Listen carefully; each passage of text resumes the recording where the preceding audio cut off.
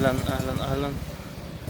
آه انا سجلت بس مش بنزل، كنت حاول ما نزلتش بقالي فتره، بس انا لا انا بسجل بس مش بنزل لاسباب كتير، لاني كنت بنقل، فكنت مش فاضي شويه، مش مركز في كل حاجه، بس عشان هنا النقل اللي اكيد اللي بينقلوا بيوت عارفين انا بتكلم في ايه.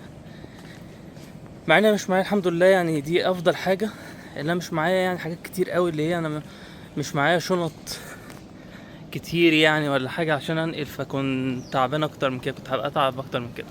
وده مش بسبب حاجة يعني حلوة، بسبب حاجة وحشة، اللي انا سبت اللي انا اضطريت اسيب شنطتي في فيتنام اصلا واجي ماليزيا على ملا وشي حرفيا زي ما بنقول في مصر، عشان كان الفيزا بتاعتهم خلصت، فكان لازم اطلع واروح اي حتة يعني الاول. ولغاية دلوقتي انا مرجعتش هناك، بس عادي مش مشكلة. بس اهم حاجه يعني اللي انا دلوقتي مش معايا غير شنطه الظهر، واللي زادت عليها حاجات بسيطه، فبقى التنقل اسهل، بس برضو مش افضل يعني مايند سيت انك عايز تمشي تسيب المكان. انا عاجبني الموتوسيكل الصغير قوي ده، راح فين؟ صغير قوي قوي يعني، بس بيتحسب موتوسيكل هنا. فانا كنت عايز اقول لكم حاجات واجهتني اليومين اللي فاتوا، قلت يعني لعل وعسى تفيد ناس كتير، وممكن القناة دي اما تكبر ان شاء الله او كده تفيدكم، المعلومات دي تفيدكم. ايه هي بقى؟ بوكينج دوت كوم ده يعتبر من اهم الابات او الابليكيشنز او البرامج اللي انت هتستخدمها عشان تنقل. طبعا في غيره زي اير بي ام بي، او بنقوله اير بي ام بي، او في كذا اوبشن هنا، بس دول اكتر حاجات عموما انت هتستخدمها بره، يعني غير في ماليزيا في كل حته تقريبا. فعشان كده انا قلت ان انا لازم وانا ماشي اقول لكم الفيديو ده عشان ممكن يفيد ناس.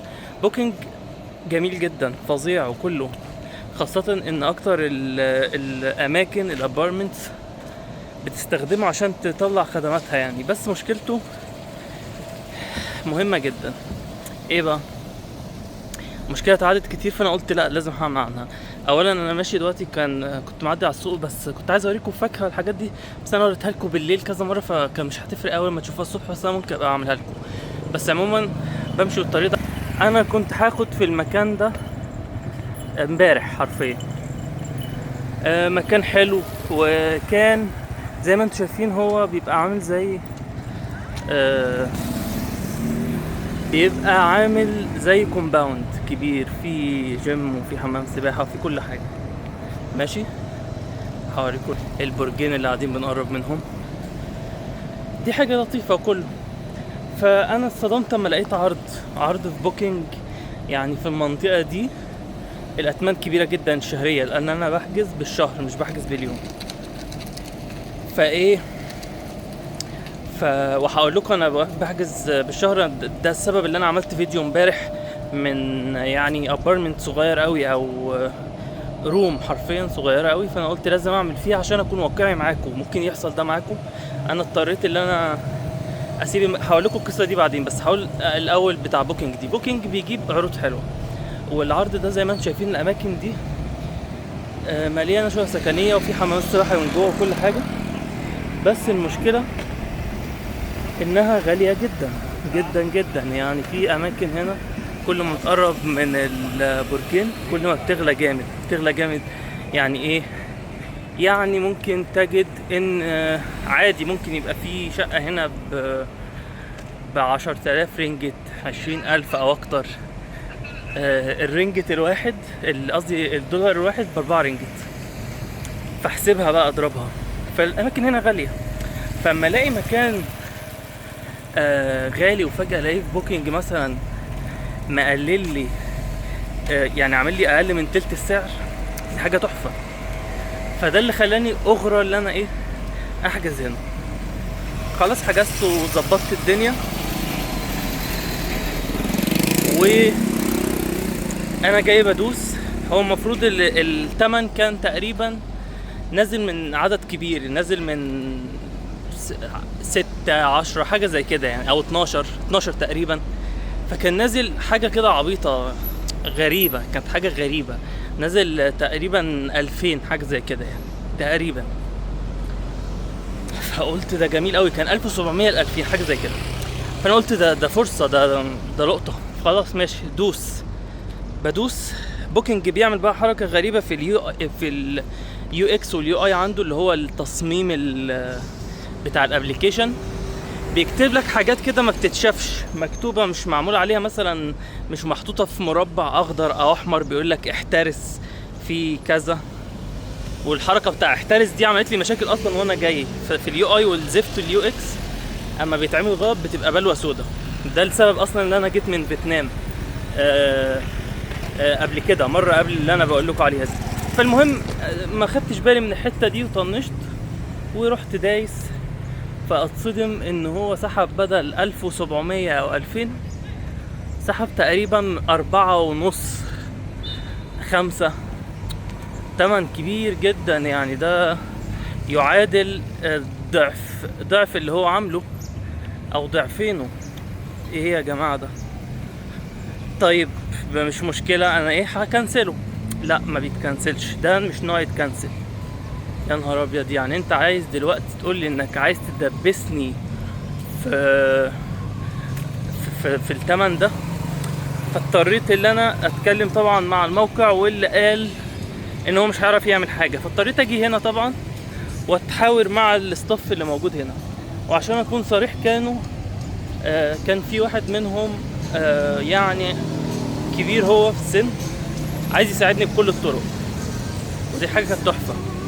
بس طبعا عشان اكون صريح معاكم، الهنود هنا برضو فيهم مشكله شويه، ان هم مش عارف بقى دي مشكله بسبب ايه بالظبط، بس بيحبوا، مش حكايه نصب، بس هم بيحبوا يشغلوا دماغهم. فلقيت عيال تانية صغيرة هم اللي ايه المفروض ماسكين القصة يعني. فالراجل كان بيحاول يساعدني، قال لي بس انت لازم تروح للناس دول، هم اللي هيساعدوك. ماشي يا عم. الولاد بقى قعدوا يقولوا احنا ملناش دعوة، انت لازم تكلم بوكينج وتتصرف انت. فاضطريت طبعا اللي انا ايه اروح للرقم اللي موجود في الموقع.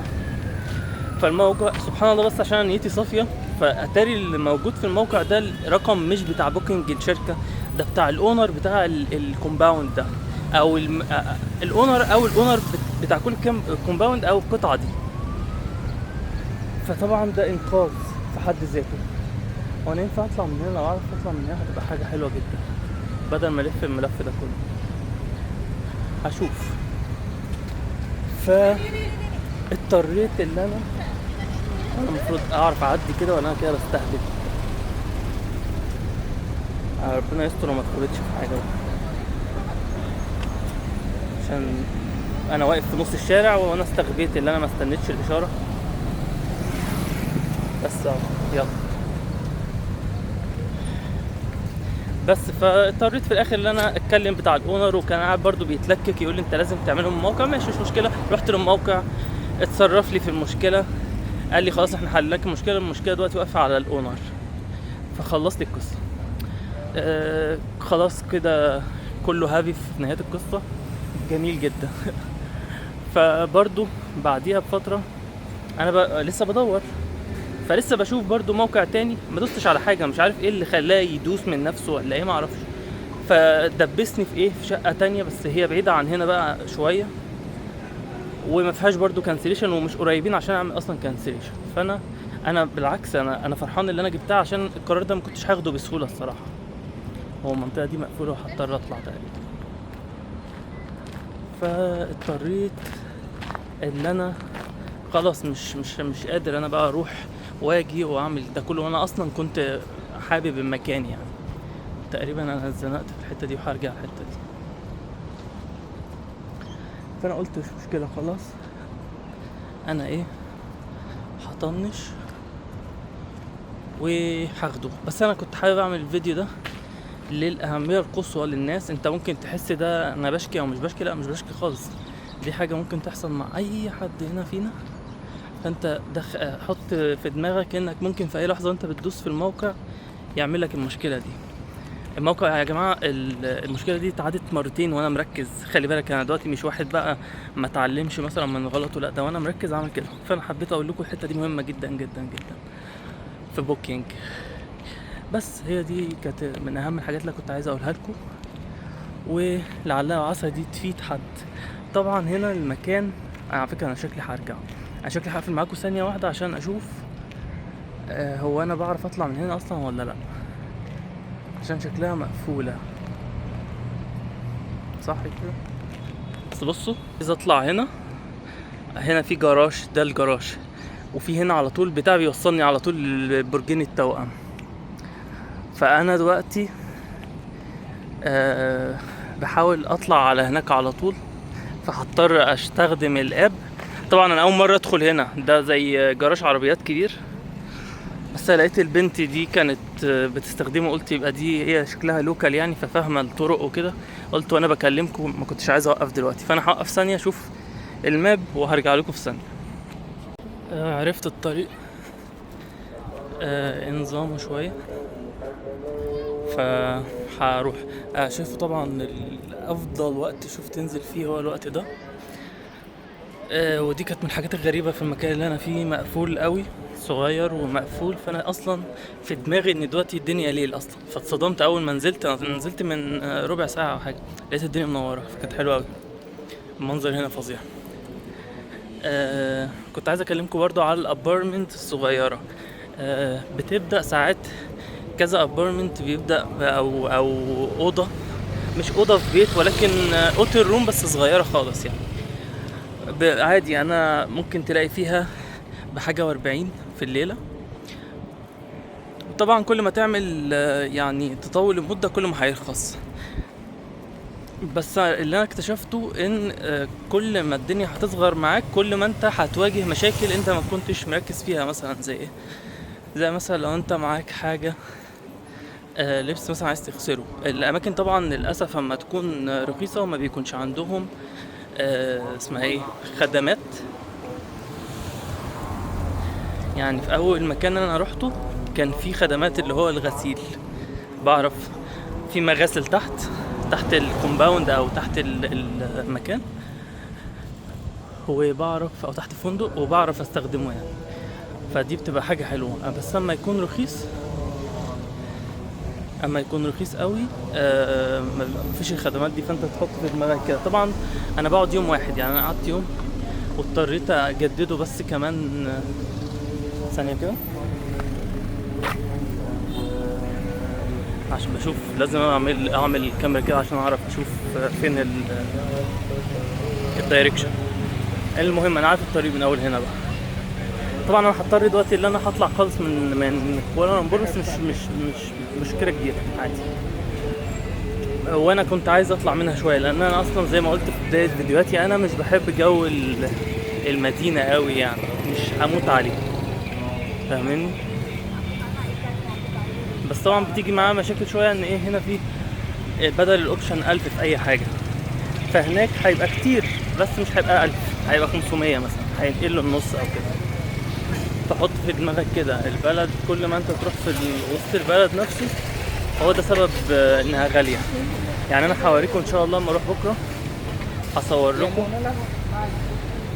هصور لكم المكان عشان تعرفوا الفرق في الثمن. يعني تقريبا ده قريب من الثمن اللي انا دفعته في اول مكان.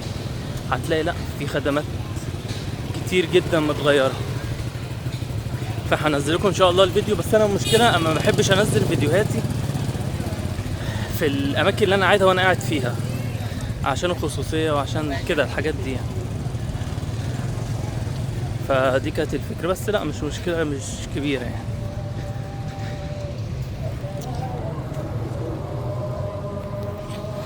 افتكرت اللي انا قفلت البتاع. بس انا عايز اوريكم المناظر دي بدل ما انتوا قاعدين تشوفوني هنا. في شارع دلوقتي جانبي هيطلعني على اسمه ايه، الجسر. وزي ما انتوا سامعين كده ده وقت المغرب هنا، الساعة هنا 7:30. هتلاقي في مصر بقى اقل 5 ساعات. انا عايز اقول لكم اصلا ان الساعة دي فرقت، وانا في فيتنام كان 4 ساعات ما كنتش حاسس بالفرق قوي. كان في فرق طبعا، بس سبحان الله الساعة بس دي فرقت قوي قوي قوي يعني. وكمان عرفت ان في مناطق هنا كل ما هتبعد هتبقى اكتر، هتبقى 7 ساعات. معرفش دول بقى بيتفاعلوا اصلا مع الحياة ازاي، لو هو بيتهم مثلا في مصر وكده هتلاقي فرق مريع.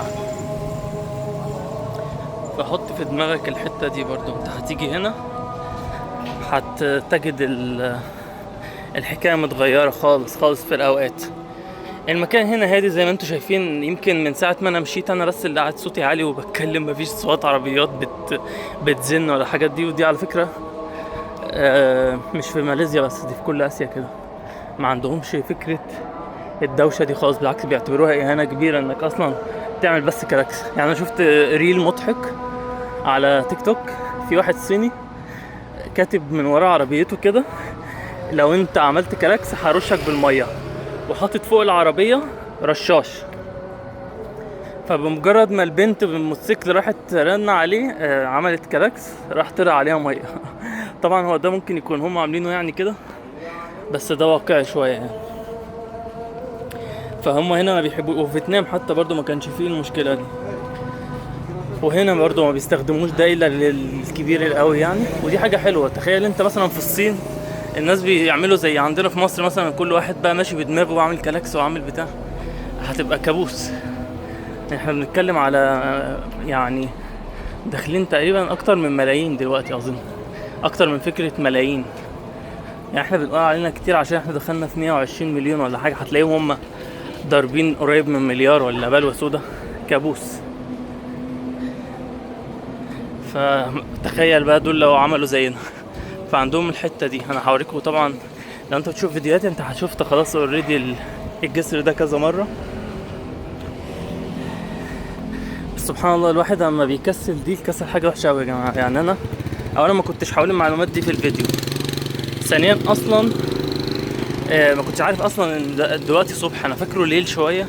ما كنتش عقلي لسه مش راكب مكانه في فكرة الوقت. فانا فاكر اصلا انا هطلع هلاقي الدنيا مظلمة وكده، اتاري الدنيا صبح اصلا.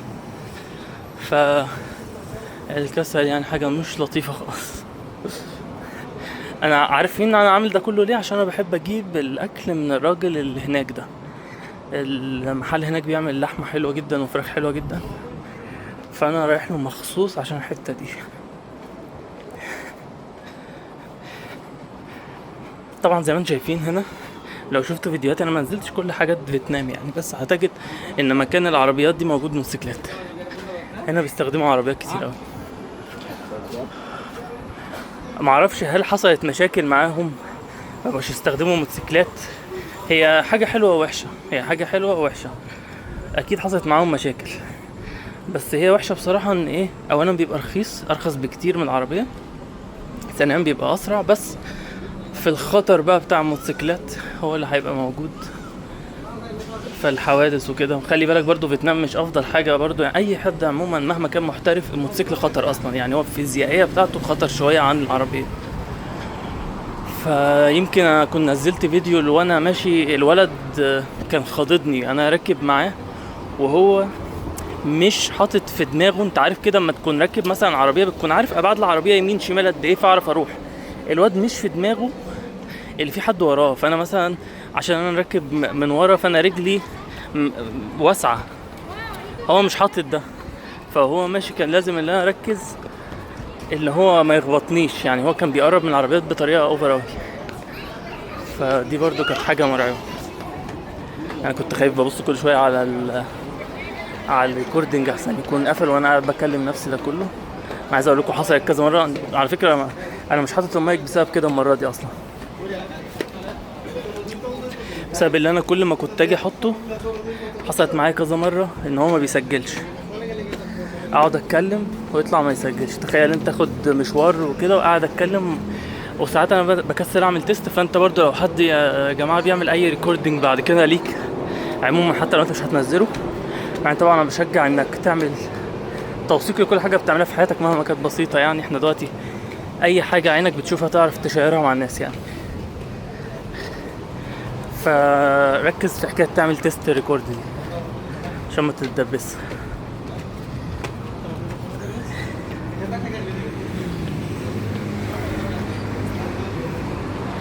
عشان كده الناس بياخدوا اسانسير، ارهاق الواحد لما يطلع، بس مش مشكلة بقى.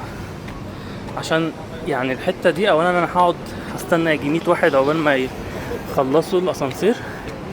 ثانيا المكان هنا اصلا بيختصر كتير اوي، بس حرفيا كأن الواحد بيعمل تمرين رجل، ولا الواحد هو اللي بقى مفيهوش نفس. شوف الناس هنا كتير النهارده، مش عارف ليه، عشان اجازة يمكن فبيجوا يتصوروا.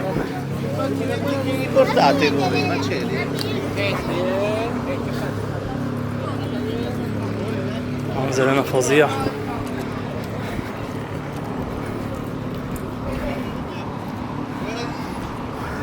في هنا بحر كمان هوريهولكوا دلوقتي.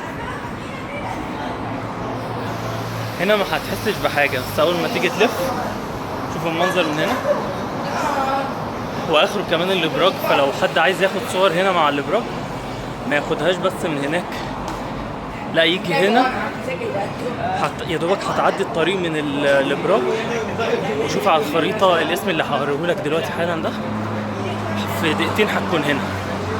يعني شوف انا بدل ما كنت هلف لفه طويله جدا خدت الاختصار ده. الجسر ده حرفيا اختصر مثلا ربع ساعه مشي، فحاجه حلوه قوي.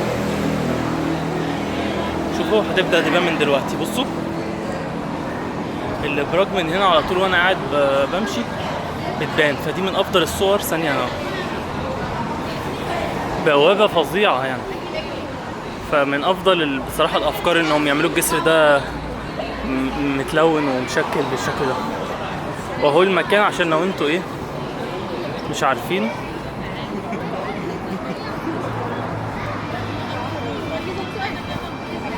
هو المكان هو ده اسمه. فلو انت هنا بس دور على الاسم ده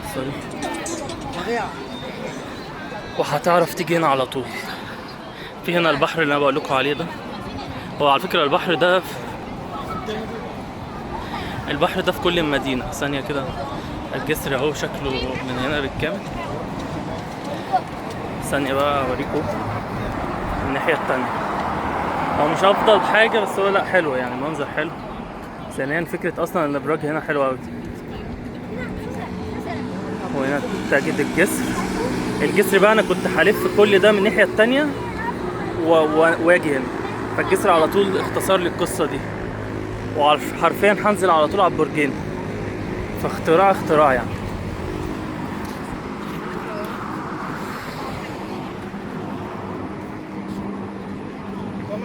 طبعا في هنا بيكون سياح كتير، يعني الجروب ده بيكون سياح من مدينه معينه وبيكون معاهم زي جايد مرشد بيمشي معاهم. دول ساعات بقى اللي بيزحموا ساعات المكان، بس بتبقى حاجة حلوة انك برضو في وسط ناس ومطمن يعني. طبعا ده منزل ممكن تلاقيني بسرع فيه شوية بس، وكل ده عشان اروح للمكان ده. يعني انا الحاجة الوحيدة حرفيا اللي مش مضايقاني بس هتبقى سلبية بسيطة، اللي انا مش هعرف اجي اكل من الراجل ده عشان بحب حاجته. فعادي بقى.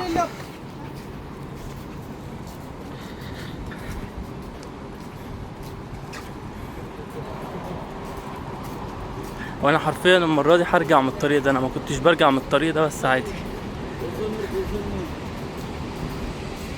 بس احنا كده خلصنا. انا هوريكم برضو بسرعه كده الاكل هناك، بس انا بصراحه مش قادر اسرع. انا دايما كنت بسرع في الحته دي بس مش هسرع، مش قادر.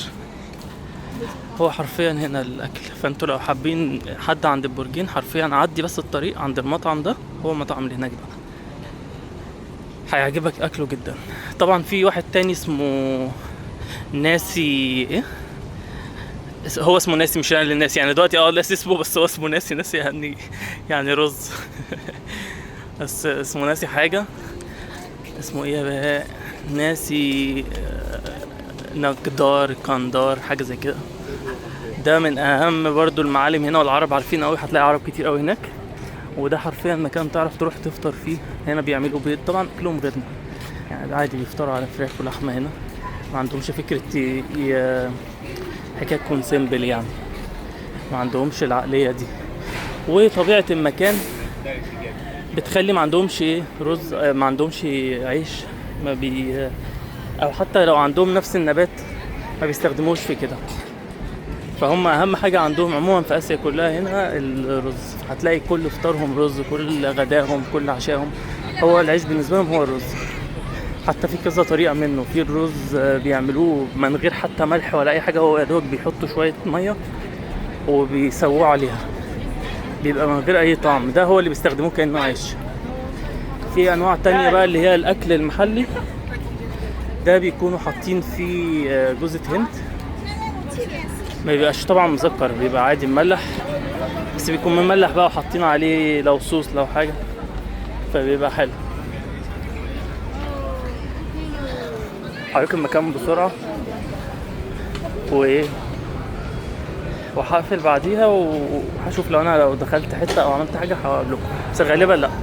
فانا هقف هنا، المكان مليان شوية بس عادي. يلا بقى ربنا يستر. هوريكم بسرعة الاكل كده. هنا الفراخ، وهنا اللحمة بيعملوها هنا كذا نوع، كذا اوبشن بيعملوا. الرز ده من احسن الرز اللي تاكله هنا، اللي هناك ده الاصفر ده. ودي حاجات تانية، لحوم برضو، ده لحمة ودي فراخ.